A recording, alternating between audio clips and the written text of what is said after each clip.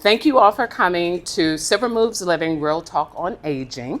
I am Paula Amaker. I assist older adults and their family members with the whole transition of downsizing and making these changes, what I like to call the seasons of changes in their life. And I am a senior focused real estate agent. A lot of what I do is I sit down with these families and I help them transition through discussions and the decisions and the feeling of being overwhelmed and what is the next step. And what I've come to find out is in a lot of these conversations, people are not ready for the emotional side of this whole downsizing process. And what's even worse is they're not freely willing to talk about it openly with other people. So this is one of the main reasons why I wanted to create this space, Silver Moves, the Living Real Talk on Aging, because I felt that it would bring us together,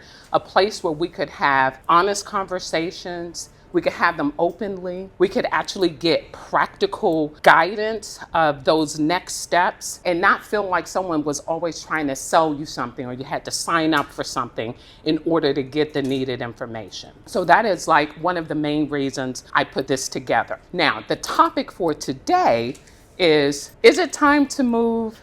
How to know when and what to consider. And again, this is one of these conversations that a lot of people are having quietly in their own mind. And again, not talking about it out loud. And so that's what I want us to do today, is to come together, have these conversations with one another, sharing our life experiences, our thoughts around all of this. And my panel here today, I have Christine, who's a care manager, and Miss Betty, who is a past client who has gone through this whole process of, am I ready to do this, all the way to, I have done this. And she's going to be sharing her personal journey with us as well. So I wanted to put that together so you would have a well-rounded conversation where you could get something professional aspect of it and just someone just like you and I who are going through this process together, okay? Thank you both ladies for coming out and joining me today. And Christine, if you would just introduce yourself, who it is you work with, and what is it that you do? Good morning. My name is Christine. I'm a licensed social worker. I've been in the geriatric field for 31 years. I fell in love with it when I started in college working with a program that was new at the time because the field was an unknown field, and it's something called the Adult Health and Development Program, where it was matching seniors with college students and kind of having a buddy system. And at that point in time, I realized they were my people. That's who I wanted to work with. And so I switched from international business over to geriatrics.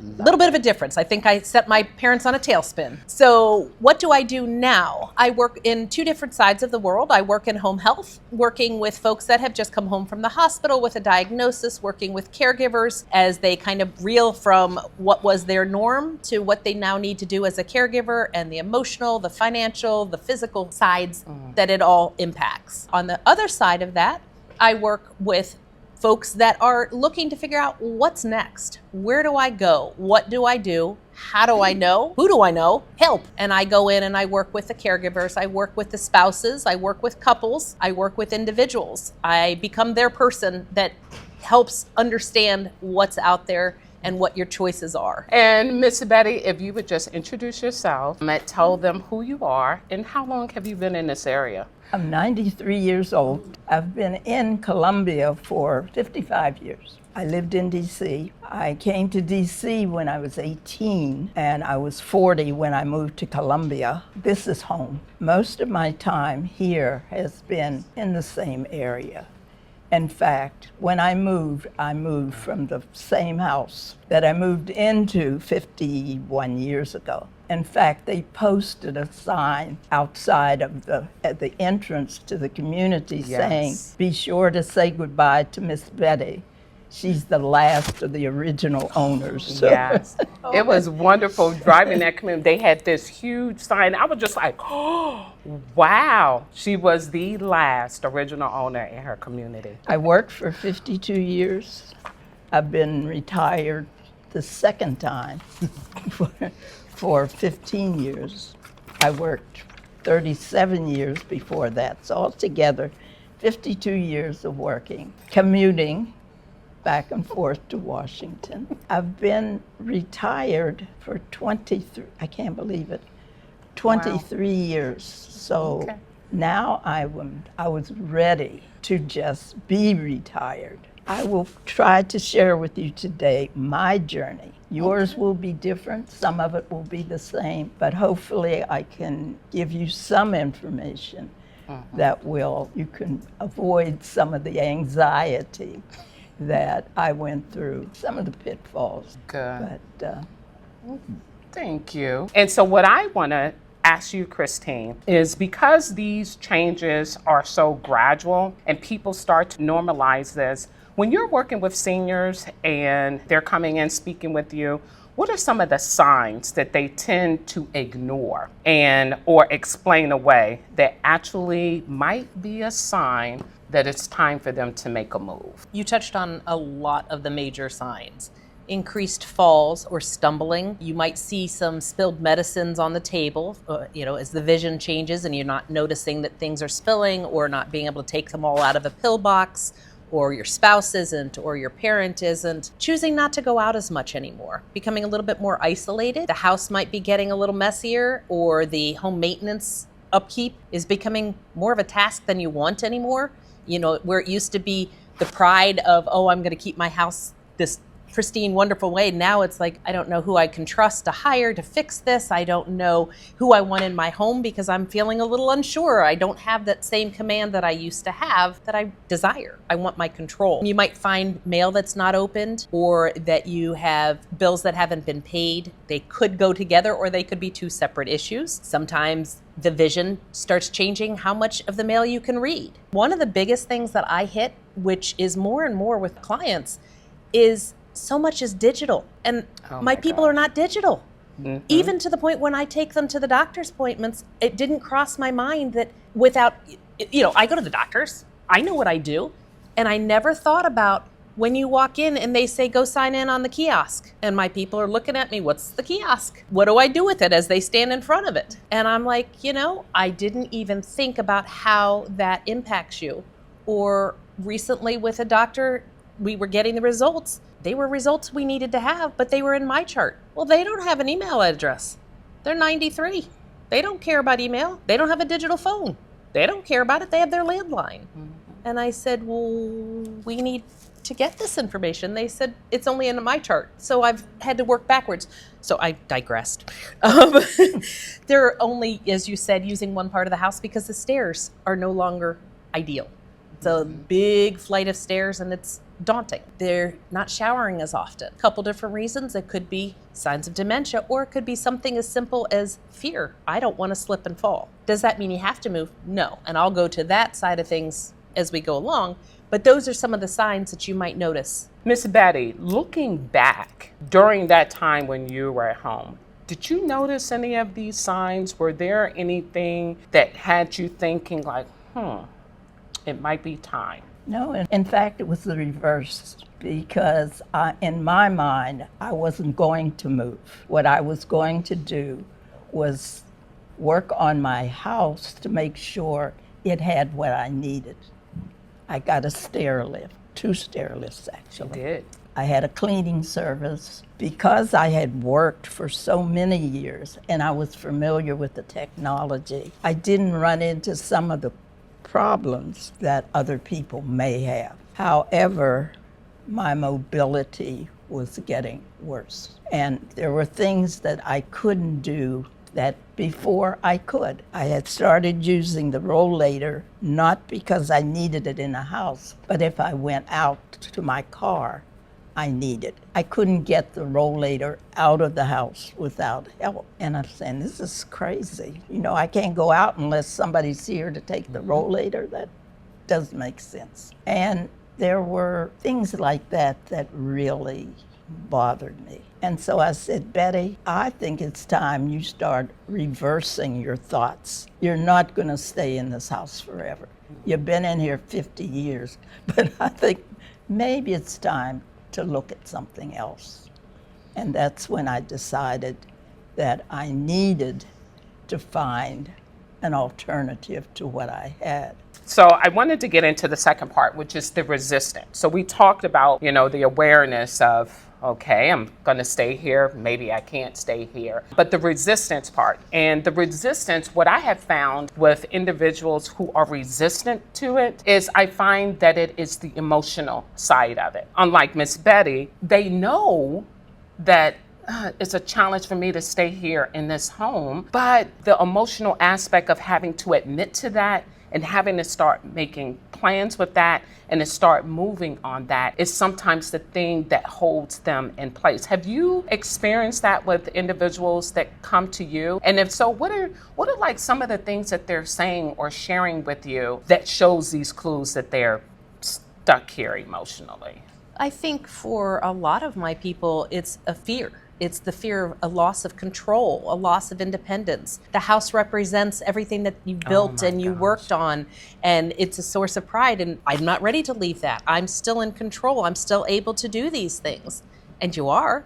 Or maybe there are things that you aren't. And again, as Paula and I were saying, there are things you can do to adapt the home until you're ready to make those choices.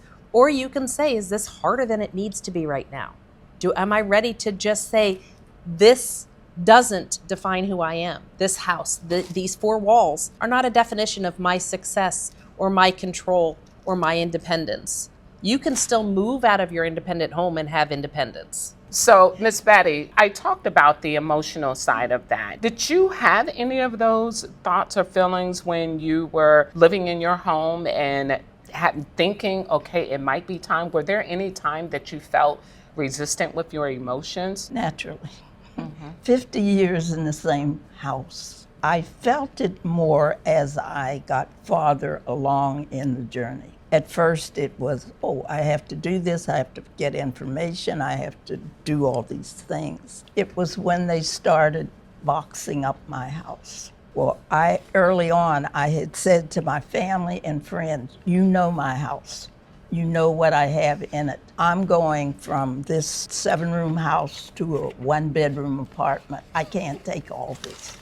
Tell me what you want. You may be able to have it now. I got a notebook, and in that notebook, I put everybody's page who said they wanted something. I put down what they wanted. When it was time to move, I said, I'm going. When are you going to pick up your stuff?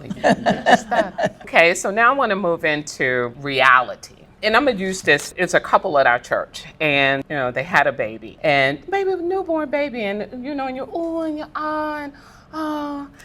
I went home and I came back the next week, and the baby was 2, walking and talking, and I'm just like, what? If the baby's walking and talking now? So the reality is that time passes us quicker than we realize sometimes. And I want to share a story that's happening right now. I'm helping an individual move from Wisconsin here to Maryland to be closer to her son. And of course, when I'm meeting with people, I always want to know why. This helps me, serve them better. Why are you making this move? And she said this to me. She says, Paula, she said, at first my mother got ill. And being the good daughter that I am, I took care of my mom until my mom passed away. And she said, and then my husband got ill. Of course, I'm the wife. She said, so I took care of my husband, and then he passed away. And she said, but not only did he pass away, she said, I ended up in the hospital because I had not been taking care of myself and used all of my energy to take care of my mom. And I took care of my husband. And here I am in the hospital. And she says, and then I got out of the hospital and I got better. And she says, you know what? My brother got ill. She said, it was at that point that reality hit me, and I stopped and realized I had taken care of my mother, took care of my husband, and now my brother needed my help. And she says, I deserve a life too. And she says, so I am making this move. She says, because I wanted to enjoy the little bit of life that I had left. My heart sank. She said, the little bit of life that she had left. Because she had spent all this time had passed her by, and she had been spending all this time taking care of people, it was nothing wrong, she was doing the right thing, but it passed her by, and she says, now I'm looking at myself in the situation of my mother and my husband, my health is starting to decline, and I want to live life. So that's why I am making this move. And she's moving to Leisure World. She absolutely loves it. She's moving to Leisure World. One thing I've seen in working with the family is that when time passes them by quietly, and it moves faster than people expect. And sometimes the decision people thought they had years to make became urgent. And this is what we're talking about, making these decisions before they are urgent. So, Christine, what tends to happen when people wait too long to make a decision? And what changes for them and their families? That's where the real loss of control comes in. It's not the move. It's that you waited so long that the choices are being made for you. Mm-hmm. What's available at the time? What can you afford financially? Who's got a 3-year waiting list? Or a 4-year waiting list. Or no list. Or nothing available, yes. Or you need more care than the place that you thought you would potentially move to that's no longer an option. I think, kind of tying back into what Paula was saying, is that it's an uncomfortable conversation. And a lot of people don't want to have it. They don't want to upset their partner or their parent or their child. Believe it or not, I do have that as well, where it's the reverse and somebody needs to make a choice. To those folks, I say, you know what? Go out now. When it's not a crisis, go look at the places you think are available or you think might be what you want. Go see if it really fits the narrative that you see in your future or a possible future. Put a shopping list together in a notebook. This is what I want. This is what this one has. This one doesn't have it. This is what the waiting list is. Holy cow, it's a 3-year waiting list. And I tell people, putting your name on a waiting list, the waiting list police aren't going to come to you and say, okay, you're next, you're moving. That's not how it works. They'll call you, and I tell people, you can say, hey, I'm not ready. Can you move me further down on the waiting list? And you go, but you're already in that long line, and you can make the decision, and it's a non-crisis motivated decision. And that's really what you want. You want to be looking at what your options are when you don't have to make them. Decisions. Yes. So, Miss Betty, looking back again on your situation, how do you think life could have been had you not made the decision when you made the decision to move? I believe I made the decision at the right time. As I said, that was not my original plan. I knew that I could no longer stay there if I could not even get out of my house. I could no longer drive. My original plan was to move to Virginia Beach because, it was all set. I'm going to move out of my house. I'm moving to Virginia Beach because that's where my daughter is. And she would no longer have to come up 95, and I wouldn't have that anxiety. So I said, okay.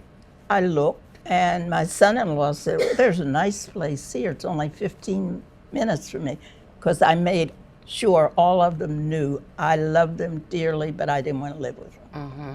And I had an offer from her because she had an extra bedroom and an extra bath and a ranch-style house. My son, my Pennsylvania son, my Hershey son, when they built their house, they built a bedroom on the first floor and a bath.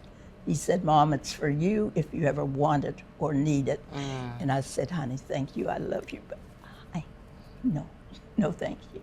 Back on the relief part is, do you see this in individuals that you work with after they've made that transition of moving or taking the steps to make the plans? Do you see that they have a sense of relief now? So if I'm honest in how I answer that, yes and no. Yes, because I think those that are willing to see it and make those choices and control and still drive their car, and I use that not literally, but drive car of their life, those are the people that can adjust and can pivot and enjoy their new world. Lane might not be able to do that. She may be an individual that is a sour individual in general, and it's just never going to be okay. But so much of this in our life is about how we react when something goes a different way than we planned. We can all become bitter, depressed. Some of us genetically or chemically are going to be more aligned to having struggles, but we can also make the choice to say, all right, this is what it is what it is, and let's move forward with it and make the best of it. So, to answer that question, I love it. Yes and no. So, Christine, my question for you is for someone who is not ready to move yet, what are a few honest and practical steps that they can take now so that it's not a forced decision later? What I would probably say in that situation is let's talk about what your goals are. What do you want in the future? What do you want now? And how do we meet those goals? How do we meet them safely? And by that, it might mean that we do some modifications in the home that you're against because I don't need to put a hole in the wall. I don't want to do this or that. But if you don't want to go to a nursing home, which most of us don't want to, then we might need to make some modifications in the home to keep you in your home safely. How is that? A stair glide, putting grab bar, yes. And they're not cost prohibitive. They're less cost than moving a lot of times. But I'm talking short term. I'm saying, what do we do to keep you safe in your home? Put grab bars in the shower so that when you turn, you have something to hold. Automated pill dispensers to if you're having trouble with your vision or your memory and it beeps at you and says, take your meds for Pete's sake. Because those things keep you safe in your home. Having a meal delivery, having somebody come in and help you with your laundry. I'm an out of the box thinker because I'm kind of stubborn. Maybe a little, and maybe a little bit of a control freak too, just a little. Well, according to my kids, I'm a little bit more than a little. I want to do my laundry the way I want to do it. I don't want somebody else to do it. And if I have patients that or clients that say that, I'm like, fine, let's figure out a way to do it. But you can't carry that bag or that laundry basket down anymore and meet your goal. Because if you fall down the steps, you're done. You're out of here for a while. So what are we going to do? Put it in a pillowcase, throw it down the steps. Tie a rope to the edge of your laundry basket and stand up at the top and pull it up the steps while you're away from the top of the steps. We can make it so that you stay safe in your home with modifications. Who cares how it's done as long as you get to stay upright? That means the same thing with using a cane or a walker. If your goal is to stay upright and stay in your home and somebody is recommending to make these modifications, do them if that's what your goal is. If your goal is to move, then let's look at those. Even if your goal isn't to move, I would still say, look out what's there. Talk to a realtor, see what you have available coming back to you so that you know literally what it would take to sell that house, what you would need to do. Do you have to make home modifications or can you sell it as is? Get the education. The more educated you are, the more seamless any transition is, whether you're aging in place or aging in a new place. Miss Betty, what would you say to the audience here? Anyone who is overwhelmed with emotion, not ready to make that move, maybe don't even want to think about it. What would you tell them honestly to encourage them? That's kind of hard for me to answer because I did not have that overwhelming feeling of emotion. I was attached to my house only because of my family not being here. I think if I was in that position, I would say, think about it. Think about what you have here, what problems it gives you, and what are you looking for. Basically, even if you're going to move, if you've decided, there are things you have to think about. Is this where I want to live? Like for me, my kids were wonderful. They offered me, you can come live with us, 2 of them anyway. But was that good for me? No, it was not work for me. What can I afford? And for me, it was what can I afford without anybody else's help? And not just what can I afford now, but down the road, will I still be able to afford it? And if not, then what? Well, sometimes you can't stop right now because you can't see down the road. You have to trust that down the road you'll figure it out, just like you figured this out.